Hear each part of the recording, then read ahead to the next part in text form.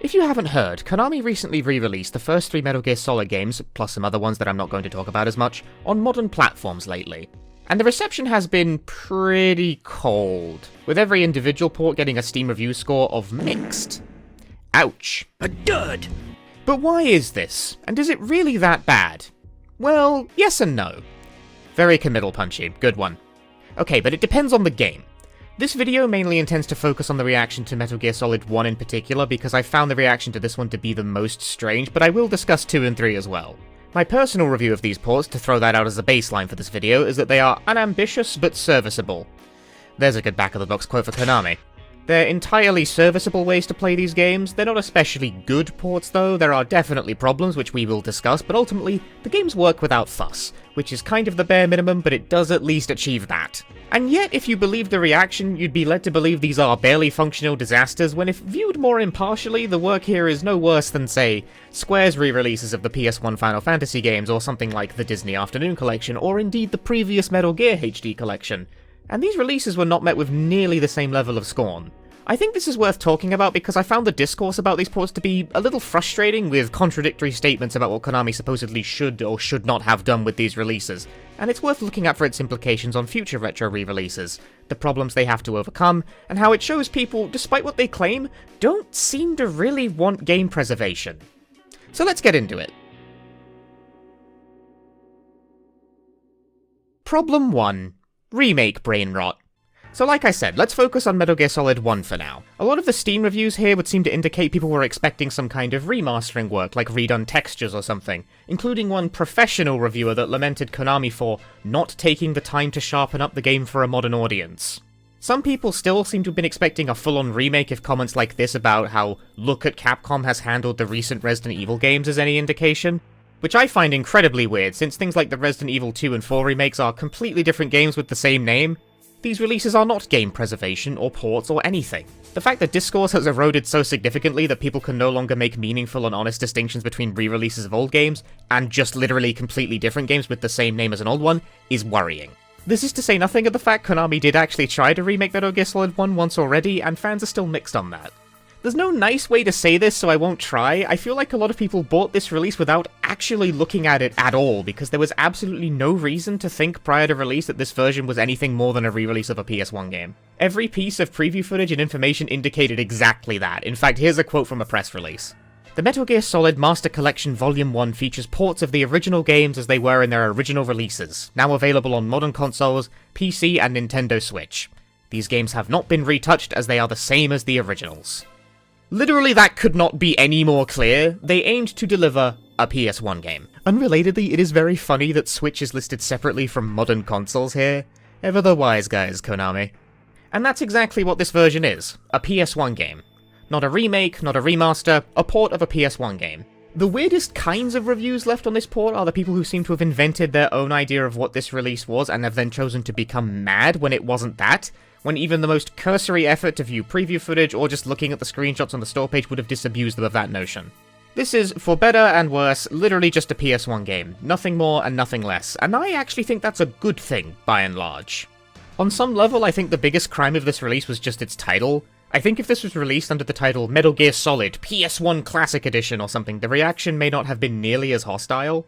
Master Collection does invoke some kind of remaster, in fact, which seems to have set this release up for failure. But even then, perhaps not, because there seems to be a slightly worrying sentiment I notice among these reviews that imply that re-releasing a PS1 game in this very faithful PS1 way just isn't something most people actually want, despite what they would claim. In fact, just for fun, let's take a look at a bunch of reviews that are complaining about the fact they bought a PS1 game and received a PS1 game. Nothing of substance about the game or the port itself, just raw indignation about the idea that a PS1 game is being sold in 2023. This is a PS1 game. It runs terribly. 0.1 hours on record. This version literally looks and plays like a port from PS1. Yep, that's because it is. Nice one, champ. MGS Tactical Espionage is totally unbearable to play, basically PS1 port. Konami too lazy to fix the texture flickers. Just garbage port and everything in it is great. Nintendo 64 had better gameplay settings and etc. than this port. What the hell is this guy talking about? Scam! It's an emulator of the PS1. No one told this guy that's basically how all retro re-releases work. This is one of my favourite series, but this wasn't it. MGS1 looks like bad. Historical comparisons to the treatment of marginalized groups throughout human history are impossible to ignore. When the quest for power and wealth takes precedence over empathy and ethical considerations, we witness the exploitation and suffering of the vulnerable for the benefit of the privileged. This echoes a disheartening pattern that has recurred in societies across the ages. This is a real thing someone left on the page of a PS1 game. Emulation of a PS1 game is comparable to persecution of marginalized groups. What the this is insane!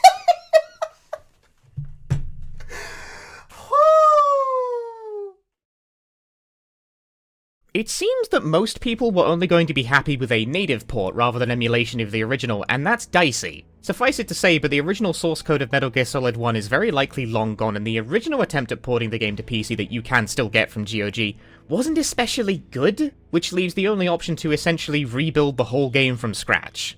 This is absolutely possible to achieve. Releases like the Shin Megami Tensei Nocturne remaster or the Katamari remasters prove as much, since despite calling themselves remasters, these are actually complete rebuilds of the games in question on another engine. On a more technical level, they're secretly remakes. They're just remakes produced with a goal of absolute accuracy. The flaw of this approach is that minor differences tend to sneak in, because it is very, very hard to reproduce games down to the absolute nitty-gritty. Even Night Dive's remaster work on the Quake games, where full access to the source code was possible, have a few quirks to them. But most won't care about that, and these are generally fantastic releases. On the weirder end of the spectrum, you can end up with re-releases like the Klonoa re-releases, which don't look or handle literally anything like the games they're supposedly remasters of, but most people think of it as a remaster for some reason when they're pretty clearly remakes, and I don't think Metal Gear fans would really want that either, if the reaction to Twin Snakes was any indication. But the main flaw, and probably the most relevant one here, is that it's way more labor-intensive. While you could definitely argue, and I wouldn't even disagree, that Metal Gear Solid 1 is important enough that Konami should be willing to greenlight a more thorough rebuild of the game, but clearly they aren't interested, and more importantly, there's a whole lot of PS1 games where that effort would be definitely a lot more difficult to justify. Things like Koldelka, Parasite Eve, or Vagrant Story, games that are great, and deserve to be available on modern platforms, but almost certainly wouldn't be able to justify a release with more labor than simply a port by way of emulation. Hence, I worry that the strong negative reaction to Metal Gear Solid 1's port in particular is something that sends a negative message to any publisher with any moderately obscure games in their back catalogue. But okay, the obvious rejoinder to all of this is that if they're just going to ship an emulator port, what's the practical advantage of these releases over, say, using DuckStation? Let's get to that. Problem 2. Just emulate it.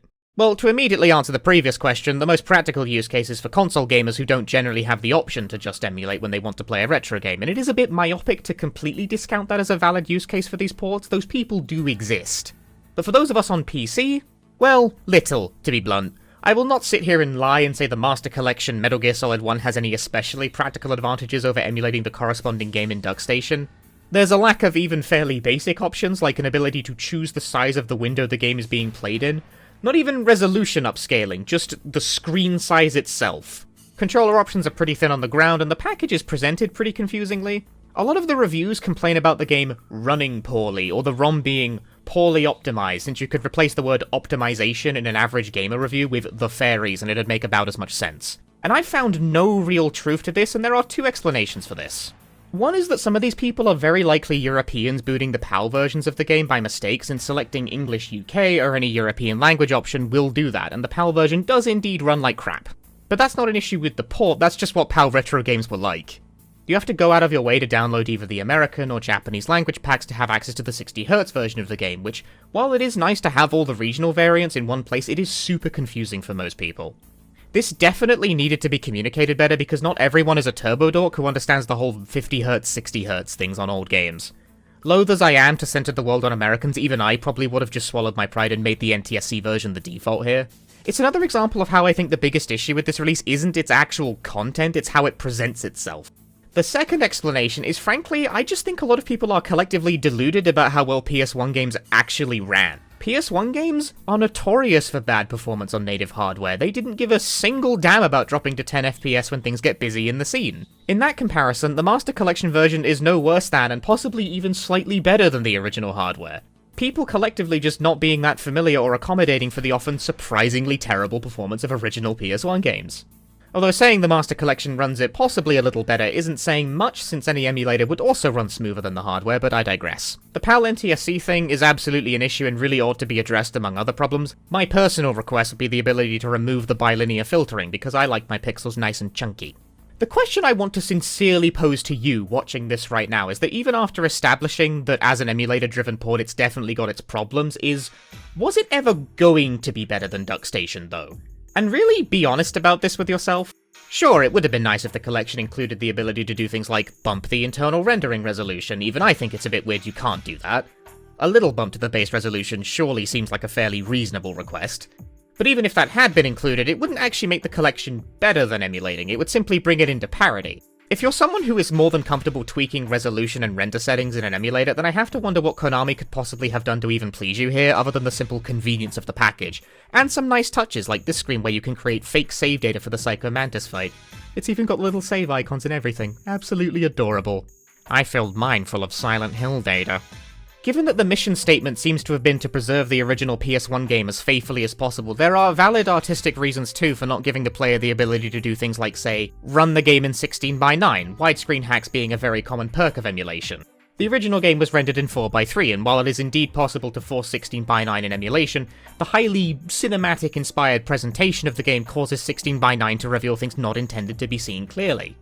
We've been around this block before with various HD remasters like the Ratchet & Clank PS3 release and Konami's own Silent Hill HD collection, where the forced conversion to widescreen causes many problems in cutscenes, especially for Silent Hill.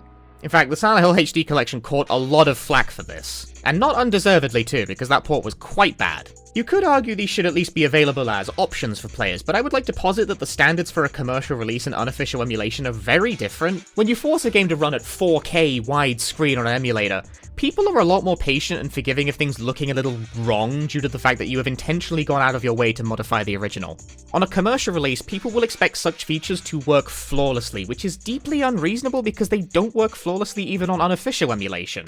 Such features are highly experimental and incur heavy processing costs on top of the likelihood of introducing a litany of visual errors that people simply aren't going to be so forgiving of in a product that costs $60. Overall, if you're comfortable just emulating and tweaking a PS1 emulator, then I don't see what you even want out of this release. Just go do that.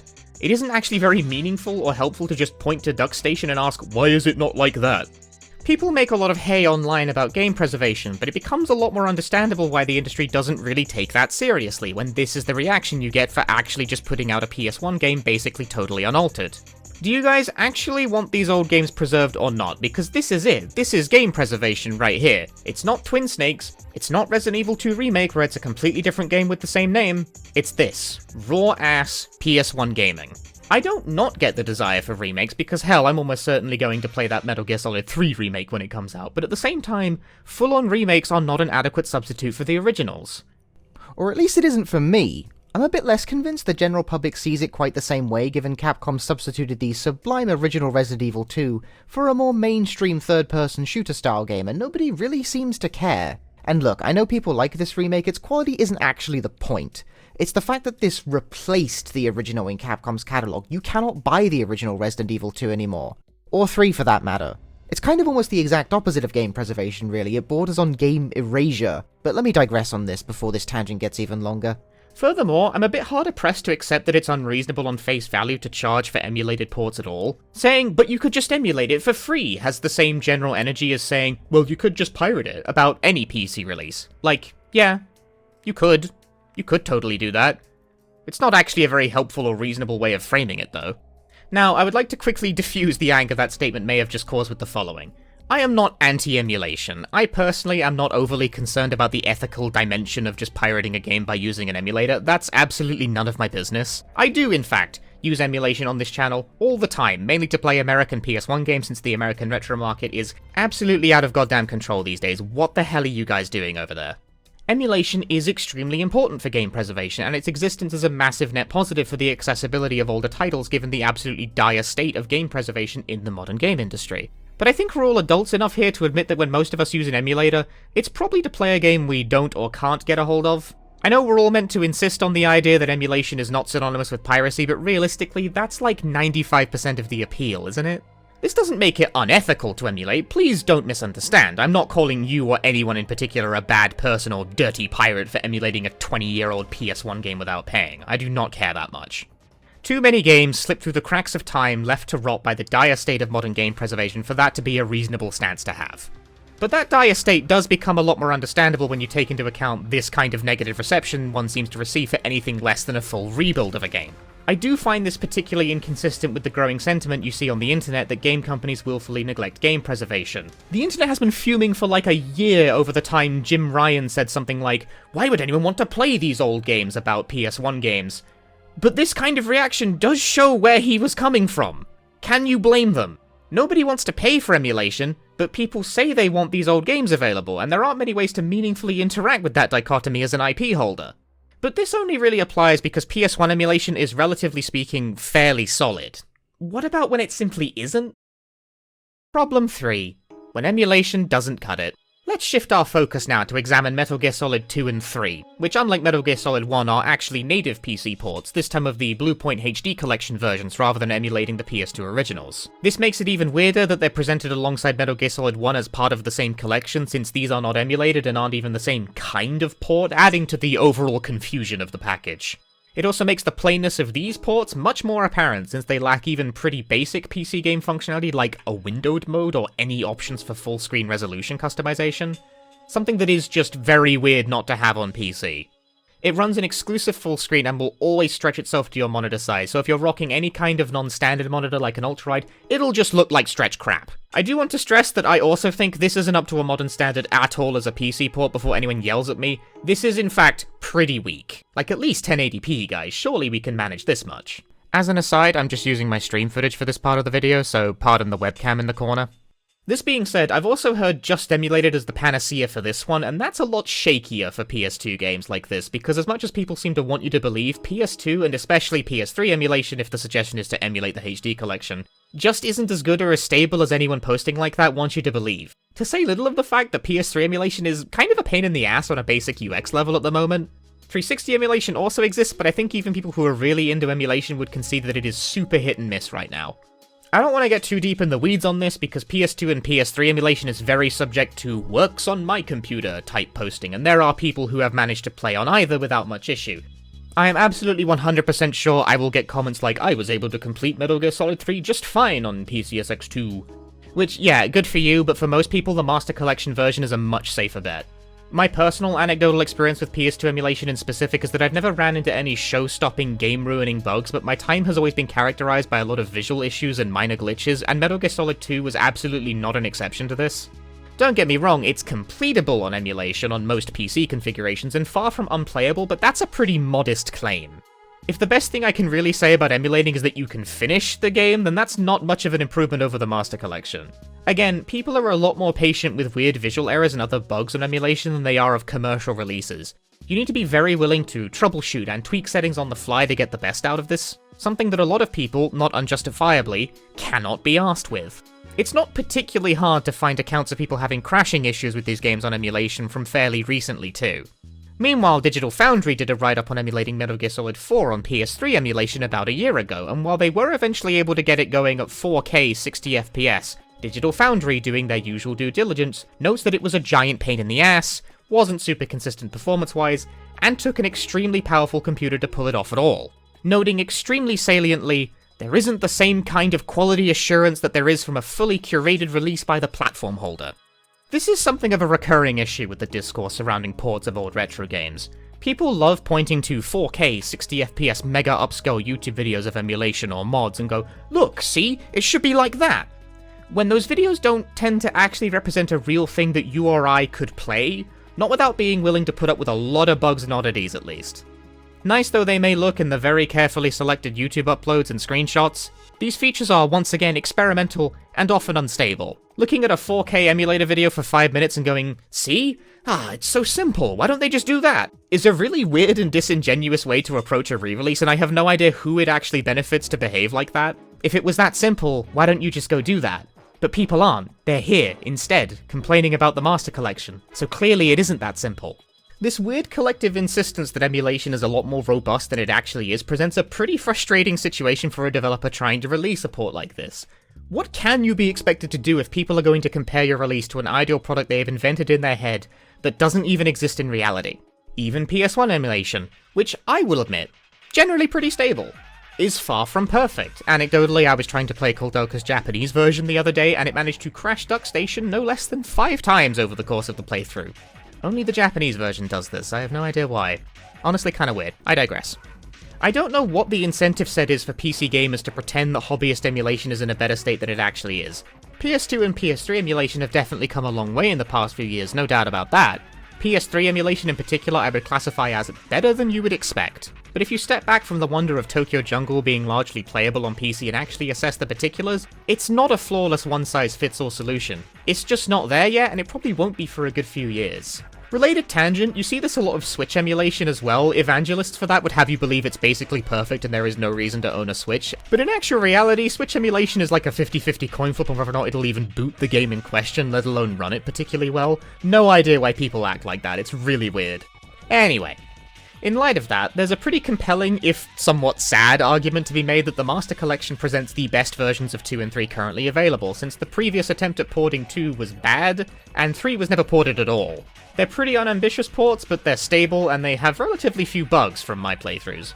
Absolutely the bare minimum expectation of a PC port, but it does at least meet the bare minimum. Look, Ma, no load times.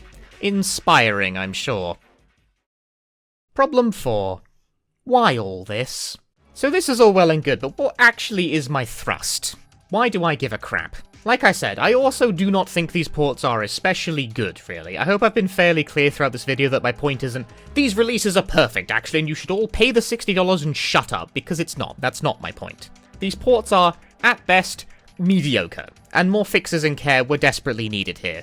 2 and 3 in particular are lacking even fairly basic PC game functionality, and there isn't really a great excuse for that, given that they are native PC ports. I would also like it, additionally, although I imagine this request will fall on deaf ears, if people did not comment asking me to defend every problem they have personally had with the port, because I will not answer them. I did not make the game. I also do not think they are especially good releases. I have no personal affiliation with Konami, and I am not their customer support hotline. Thank you very much. But I do think the lingering anti-Konami sentiment in the Metal Gear fanbase definitely primed people to receive a less than absolutely perfect release with a lot of unnecessary hostility given these releases are kinda meh, but they're pretty far from the worst ports we've seen even this year. Like, there were worse ports of new games this year. The biggest crime of the Master Collection seems to have been more its framing than the actual content, as it seems there are a lot of things people wanted and expected out of it rather than anything it was actually trying to be. And these harsh reactions matter, because reiterating something I said earlier, it becomes a lot easier to see why the industry doesn't take the calls for game preservation all that seriously, when this is the kind of reception you receive for sticking very literally to that mission statement. It communicates pretty clearly that when people say they want game preservation, that what they actually want is remakes and remasters, and it seems like they're right. Judging from the many comments left on Metal Gear Solid 1 in particular from people shocked that the PS1 game is a PS1 game, it seems people really don't want game preservation. At least not for PS1 games. I do specifically want to note that it seems to be PS1 games that catch this kind of scrutiny, with the most telling sign being that the ports of the original MSX Metal Gear games actually have a positive review score on Steam, despite these releases also being emulation of a just sort of okay standard. But it's the MSX, so people don't care as much. And the main reason I can hypothesize for this is that people are just more inclined to chafe against early 3D games and graphics, grading as they often are to modern sensibilities, but they just sort of glide over 2D games, you know? And that makes me sad, dear viewer, because Konami and other publishers have a lot of PS1 games that it would be a boon to be made available on modern platforms even in this kind of unambitious form. But given the response, it sure is easy to see why companies tend to skip preserving games and just go straight to remakes instead. Something Konami themselves have actually done by making no effort to fix up the actually quite broken Silent Hill HD collection for modern platforms, and just jumping straight ahead to remaking 2 instead. The discourse surrounding Master Collection has been very disappointing given its implications for PS1 re-releases as a whole, and I hope this video has given you a different perspective into the difficulties faced when trying to re-release beloved classics like these, and how what people say isn't necessarily what they actually want. I think we collectively need to be at least more thoughtful in how we approach criticism of these kinds of releases, since the overall reaction towards MGS1 in particular makes me think it was kind of damned if it did and damned if it didn't. It accomplishes, with utmost competency, its goal of porting the game to modern platforms, but that doesn't seem to be what anyone actually wanted, despite what they would claim. Failing any introspection, you can also just scream at me in the comments about being a paid Konami shill or something. I'm sure many of you already have. As for me, I'm going to go play Shadow Hearts now. Someone should remaster these games, they're awesome. Catch you next time! Hey, if you stuck it out this long, thanks for watching that video. I hope you found it interesting. Bit of a different one from me, more topical and discoursey than my usual. But as an avid retro gamer and someone who practically specializes in PS1 speedrunning in particular, I had a number of thoughts on the release. Thanks to the Patreons, link to that in the description, and if you liked this video, please leave a like and consider subscribing. If you hated this video, you probably haven't made it this far, so there's no need for further instruction. You can also catch me on Twitch and YouTube live streaming, links are in the description. Thank you for watching.